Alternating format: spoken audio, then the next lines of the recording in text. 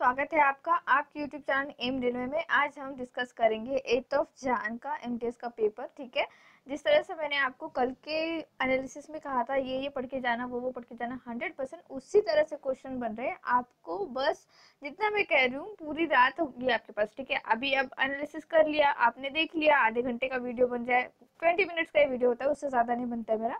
तो पूरा देखने के बाद आपको क्या करना है, जितना भी मैंने कहा कि ये आपको करना है, ये करना ही है, तो वो 100% उसके वीडियोस देख लो।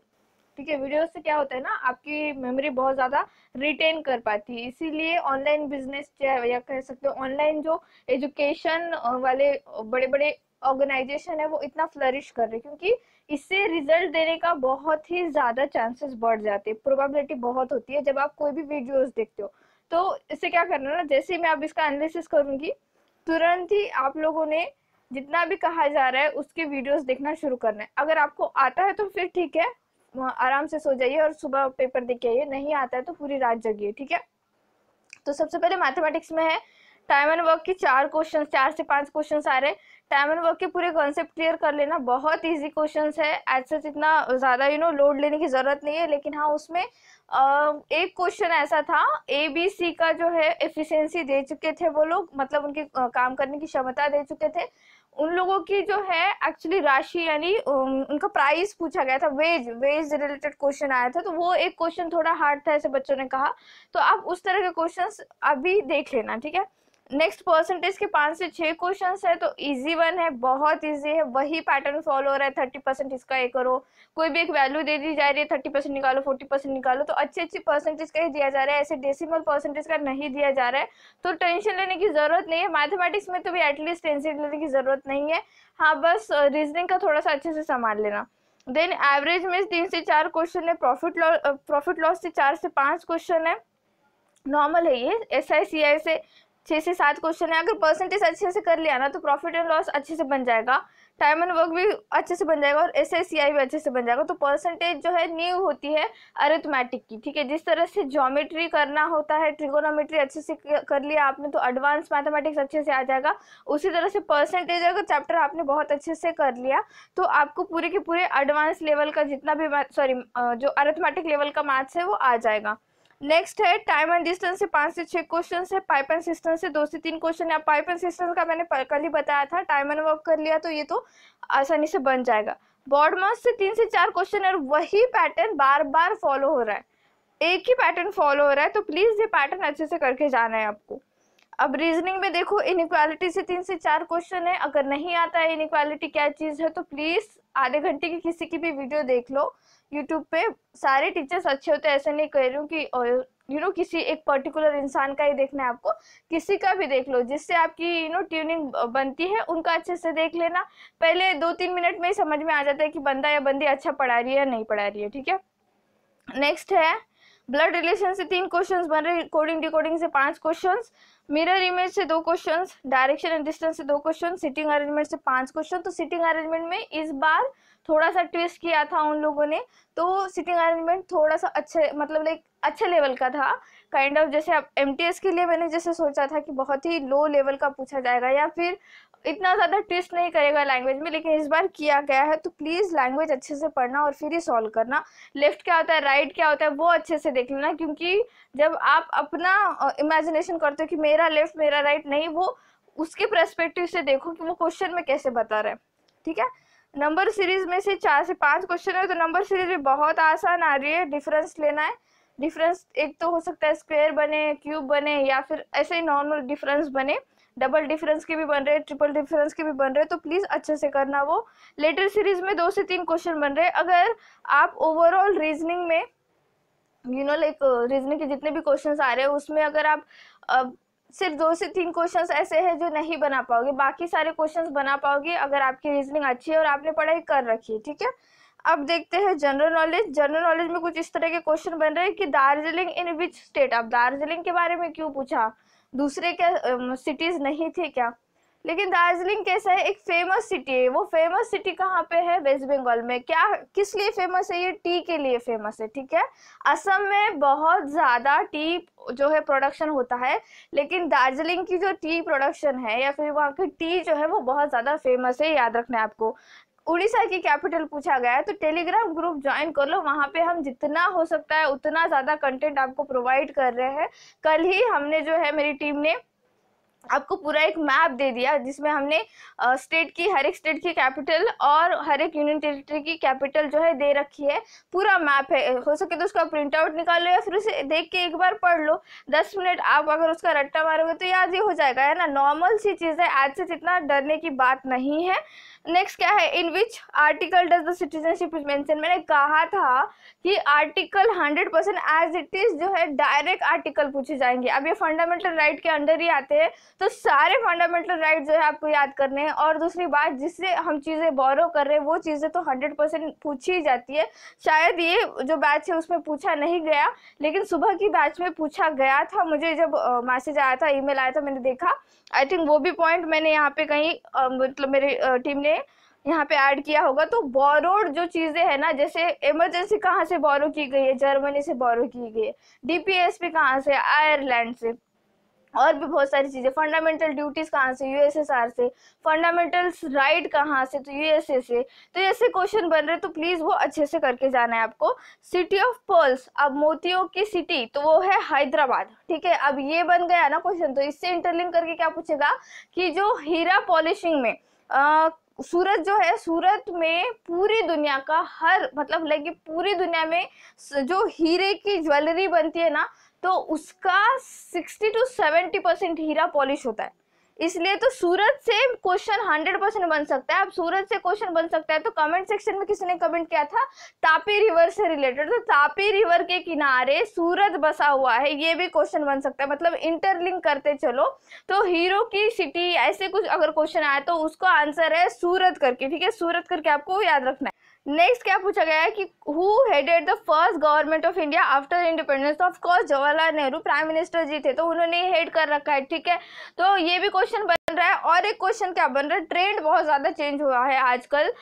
एनटीपीसी का भी कभी एनालिसिस देख लेना, क्योंकि देखो ट्रेंड वही होता है। एग्जामिनर लोग के ऐसे कोई एलियन नहीं होते, मार्स से नहीं आए होते वो लोग, वो सिर्फ ट्रेंड देखते हैं। क्योंकि हाल फिलहाल अभी ट्रेंड में सिर्फ और सिर्फ एनटीपीसी के एग्जाम जो है हॉट टॉपिक बना हुआ है, तो उससे भी questions as it is copy हो सकते हैं, या फिर कुछ लाइक कि उससे आप एक रेफरेंस ले सकते हो कि क्या चल रहा है। जो पोस्टमैन के बच्चे उनके लिए बोल रही है, एमटीएस के उतना ज्यादा करने की जरूरत नहीं है, आपके लेवल के क्वेश्चंस नहीं है वो, ठीक है।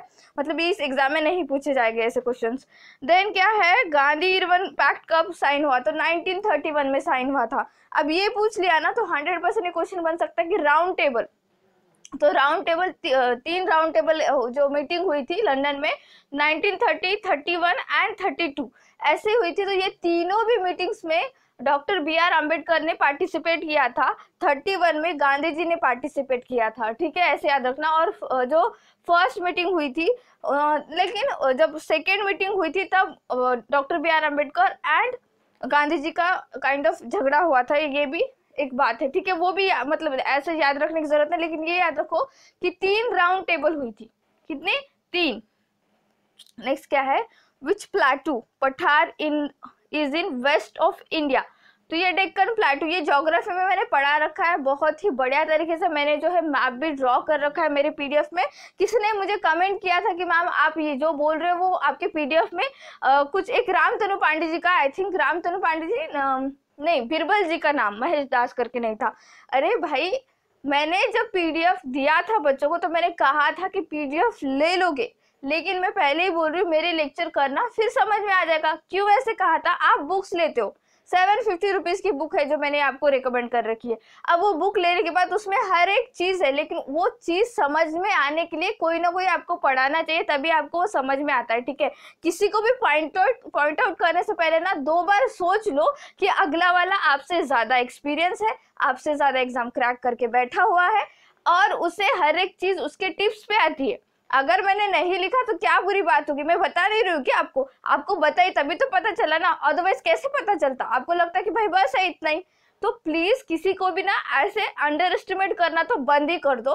ये जीके का कुछ ऐसा एक है, मैं पता है क्या, आप अगर एक किताब पढ़ लोगे ना और फिर उस किताब से थोड़े से भी अगर क्वेश्चन बन गए, या फिर ठीक है उस किताब से आपको कुछ थोड़ा सा भी समझ में आ गया, तो आपको लगता है कि आपके इतना जीके किसी को नहीं आता है।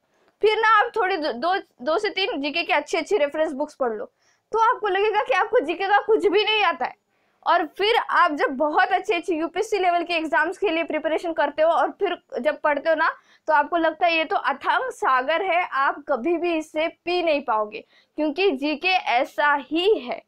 समझ में आ रहा है? तो जो एस्पिरेंट पहले ही बहुत सारे एग्जाम क्लियर कर चुका है, जो एस्पिरेंट्स आपसे बहुत हायर लेवल के एग्जाम के लिए प्रिपेयर कर रहा है, तो प्लीज उसको क्वेश्चन करना बंद कर दीजिए। ओके, ये बहुत गलत बात है। हम लोग आपको फ्री में बहुत सारे डेटा प्रोवाइड करते हैं, तो ऐसा करना बंद कर देना। ओके, नेक्स्ट क्या है?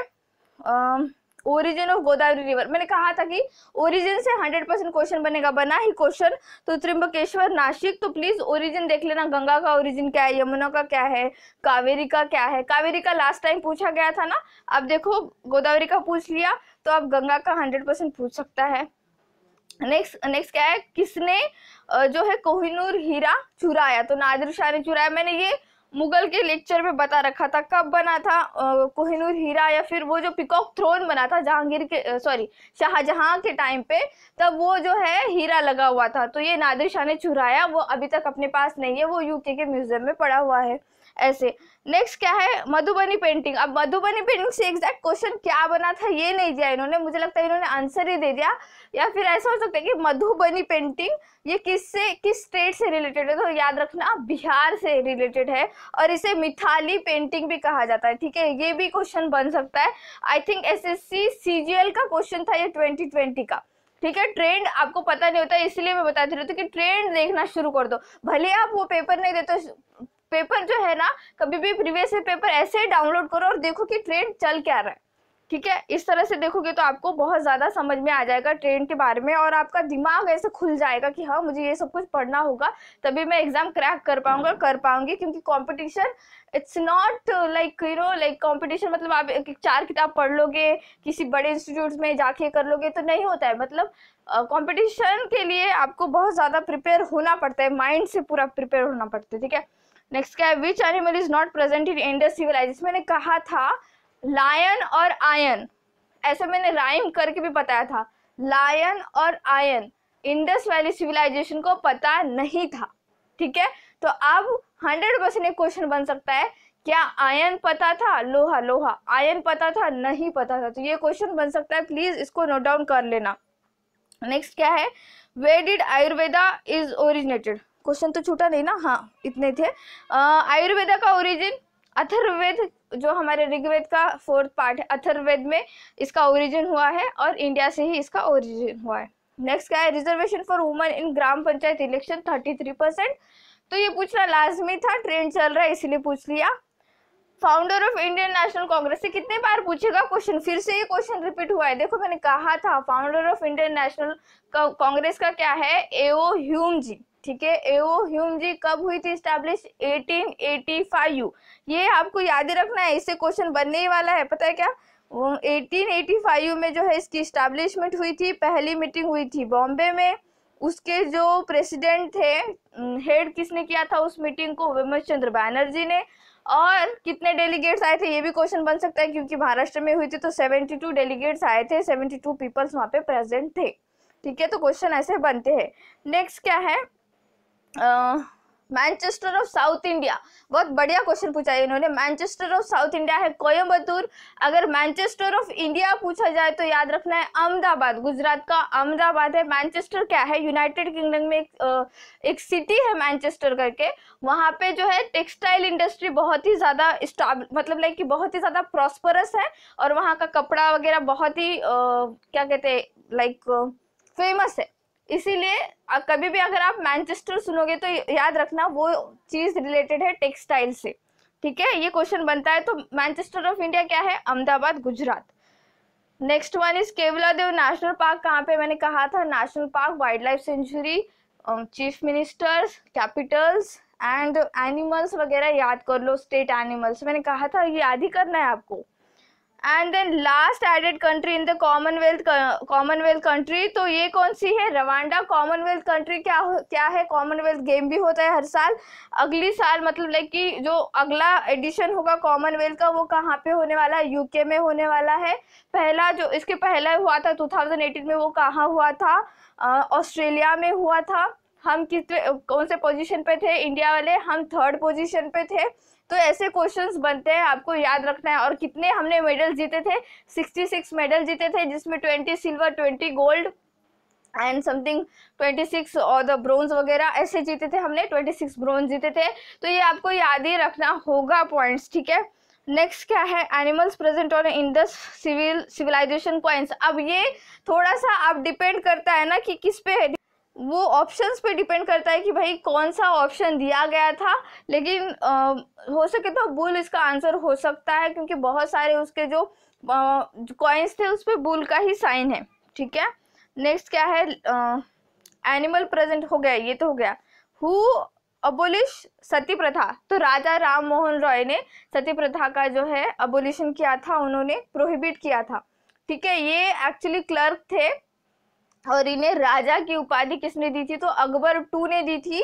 और इनकी एक ट्रिप स्पॉन्सर की थी यूनाइटेड किंगडम लंदन के लिए, और वहाँ पे जाके उन्होंने ऐसे प्रस्ताव रखा था। एक्चुअली अकबर II ने ही, मुगल सम्राट में का जो अकबर II है, उसने कहा था इनसे कि प्लीज़ जाके वहाँ रिक्वेस्ट कीजिए कि हमारी पेंशन बढ़ाए। और फिर वो ऐसे एज सच पास हो गया, मतलब लाइक कि वो जो प्रस्ताव है वो पारित हुआ। एंड देन फिर वो घर यहाँ पे इंडिया में जब आए तब उन्हें राजा राम मोहन की उपाधि दी गई अकबर II के द्वारा, मुगल सम्राट के द्वारा।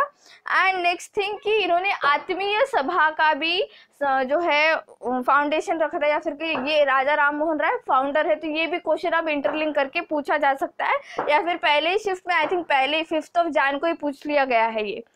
नेक्स्ट क्या है? एनिमल प्रेजेंट ऑन इंडस, ये हो गया। नथुला पास सिक्किम में, सारे के सारे पासेस याद कर लो प्लीज।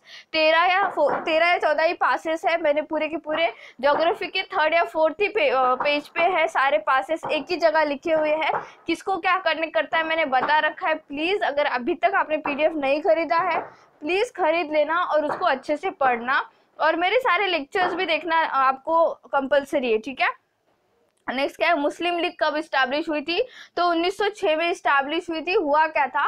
1905 में बांग्लादेश अलग कर दिया गया था लॉर्ड कर्जन के द्वारा, और फिर मुस्लिम मेजोरिटी पूरी उधर चली गई थी। एंड देन फिर जिन्ना के दिमाग में कुछ अलग सी बात आई, तो फिर 1906 में, एक्चुअली जिन्ना नहीं, ये अली ब्रदर्स का काम है, जिन्ना तो बाद में आए बेचारे, लेकिन फिर भी नॉट बेचारे, एक्चुअली उन्होंने पाकिस्तान भी तो अलग कर रखा है फिर भी। लेकिन जो कहा जाता है कि मुस्लिम लीग जिन्ना ने एस्टैब्लिश की, नहीं, अली ब्रदर्स का काम है ये। खिलाफत मूवमेंट में भी अली ब्रदर ही आगे थे। एंड देन दूसरा थिंग, 1907 में सूरत अधिवेशन हुआ था। सूरत अधिवेशन में जूता चप्पल चल गया था, तो एक्सट्रीमिस्ट और जो मॉडरेट जो थे वो एक दूसरे को लड़ चुके थे, इसलिए तिलक, लाल जो लाल बाल पाल कहा जाता है, और अरविंदो घोष, इनको सजा हुई थी। लेकिन सिर्फ तिलक ही जेल गए थे, बाकी सबके सब भाग चुके थे। तो ऐसे क्वेश्चन बनते। तो 1907 वाला जो INC का सेशन है वो हुआ था सूरत में, इसलिए उसे सूरत स्प्लिट कहा जाता है, ठीक है। ये भी क्वेश्चंस आपको याद रखने हैं। इंस्टीट्यूशन इस्टेब्लिश बाय दादा भाई नौरोजी, तो grand old man of India करके दादा भाई नौरोजी को याद किया जाता है, इनके लिए बोला जाता है। तो इंस्टीट्यूट अगर कहा जाए तो इन्होंने लंदन इंडियन सोसाइटी 1866 में बनाई थी। लंदन में क्यों बनाई थी? क्योंकि वहाँ के लोगों का नज़रिया बदलना चाहते थे ये इंडियंस के लिए, कि हम लोगों का जो है, हम क्या सोचते हैं, या फिर वो लोग हमारे बारे में क्या सोचते हैं, हम पे कितना जुल्म हो रहा है यहाँ पे, ये बताने के लिए उन्होंने लंदन में 1866 में जो है ये लंदन इंडियन सोसाइटी जो है इस्टेब्लिश की थी। अब यही ऑप्शन था या नहीं, मुझे प्लीज कमेंट करके बताना जिनका हो चुका है paper. Then right to pure drinking water, कितना अच्छा क्वेश्चन पूछा गया, मतलब लाइक कि ये लोग सोचते भी नहीं है। आर्टिकल जब मैंने पढ़ा रखा था तो मैंने कहा था कि क्लीन इन्वायरमेंट में रहना अपना अधिकार है, और किस आर्टिकल के अंडर आता है ये? तो आर्टिकल 21 के अंडर आता है। तो इन्होंने पूछ लिया कि क्लीन वाटर पीने का, मतलब प्योर वाटर होने का अधिकार हमारा आर्टिकल 21। क्यों? आर्टिकल 21 क्या कहता है? राइट टू लाइफ, है ना, राइट टू लाइफ। हमारे यहाँ पे जीने के सारे राइट्स है। हम कभी भी हमारे संविधान में ऐसे सुसाइड के बारे में कुछ नहीं लिखा हुआ है। बाकी जितने भी वेस्टर्न कंट्रीज है वहाँ पे लिखा हुआ है, ठीक है। नेक्स्ट क्या है, मिनिकॉय आइलैंड कहाँ लोकेटेड है, तो ये इंडियन ओशन में लोकेटेड है। अब मिनिकॉय पूछ लिया है। अब जो हमारा अंडमान एंड निकोबार है ना, उसके बारे में देख लेना, एंड मैडागास्कर के बारे में देख लेना, मैंने कल ही बता रखा है मैडागास्कर के बारे में भी, ठीक है। नेक्स्ट क्या है, टीचिंग ऑफ गांधी जी, तो गांधी जी की टीचिंग क्या है, टीचिंग ऑफ गांधी जी पूछा गया है तो सत्य और अहिंसा, हमको पता है, ये नॉर्मल क्वेश्चन बना था, इजी था ये क्वेश्चन। और क्वेश्चन कुछ इस तरह से भी बन सकता है कि गांधी जी के पॉलिटिकल गुरु कौन थे, तो वो गोपाल कृष्ण गोखले जी, मैंने कहा भी था ये क्वेश्चन बन सकता है, शायद बना भी होगा किसी शिफ्ट में, बच्चों को याद नहीं होते क्वेश्चन इसीलिए। नेक्स्ट, क्लीनेस्ट सिटी ऑफ 2020, तो वो है इंदौर। एक्चुअली क्या हुआ ना, क्लीनेस्ट सिटी ऑफ 2020 के बारे में ना टॉप 3 जो सिटीज है वो याद कर लो। आज ही क्या कोई एनटीपीसी के पेपर में सेकंड नंबर की सिटी पूछ लिया था। हम क्या करते हैं, सिर्फ और सिर्फ जो है क्लीनेस्ट सिटी टॉप वाली याद कर लिया, बात खत्म, क्योंकि इंदौर तो लगातार क्लीनेस्ट सिटी है ना, तो आज सच इतना इजी वाला क्वेश्चन तो नहीं बनेगा अब आगे जाके। या फिर हो सकता है कि सबसे गंदी सिटी कौन सी, डर्टीएस्ट सिटी कौन सी है, तो वो है पटना, वो भी याद कर सकते हो आप, ठीक है। इस तरह से आपको याद करना है। Then dance forms of states, तो मैंने कहा था कि सारे के सारे स्टेट्स के डांस फॉर्म पूछ लेगा, जैसे तमाशा हो गया, लावनी हो गया, तो ये कहाँ से, महाराष्ट्र से बिलोंग करता है, ठीक है। नेक्स्ट क्या है, क्लीनेस्ट सिटी हो गई, ये फुल फॉर्म पूछा जा रहा है, तो फुल फॉर्म मैंने प्रोवाइड कर रखे हैं मेरे टेलीग्राम ग्रुप पे, तो प्लीज वहां से जो है अपना फुल फॉर्म का पूरा पीडीएफ डाउनलोड कर लेना और उसको याद कर लेना। Thank you so much for watching.